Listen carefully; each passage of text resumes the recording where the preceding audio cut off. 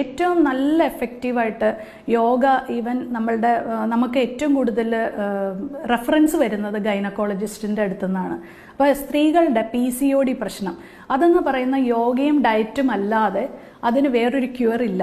അത് നമ്മളുടെ ഗൈനക്കോളജിസ്റ്റ് തന്നെ പറയുന്നുണ്ട്. അതായത് നിങ്ങൾക്ക് ഇത് രണ്ടും ചെയ്ത് നിങ്ങളുടെ വണ്ണം കുറയ്ക്കുക, അതുകൂടാതെ ഹിപ്പ് ഓപ്പണിംഗ് ആയിട്ടുള്ള ലേഡീസിന് യൂട്രസ് റിലേറ്റഡ് ആയിട്ടുള്ള സ്റ്റിമുലേറ്റിംഗ് ആയിട്ടുള്ളതും അല്ലെങ്കിൽ അവർക്ക് കാമിംഗ് ആയിട്ടുള്ളതും ഒക്കെ ഡിസൈൻ ചെയ്യുന്ന ഒരു യോഗ രീതിയാണ്. യോഗ തെറാപ്പിയിലൂടെ നമുക്ക് ഈ PCOD പൂർണ്ണമായിട്ടും മാറ്റാൻ പറ്റും. പിന്നെ സ്ട്രെസ് ആൻഡ് ആങ്സൈറ്റി അതെന്ന് പറയുമ്പോൾ എല്ലാ കാറ്റഗറി കുഞ്ഞുങ്ങൾക്ക് പോലും ഇപ്പോൾ സ്ട്രെസ്സാണ്.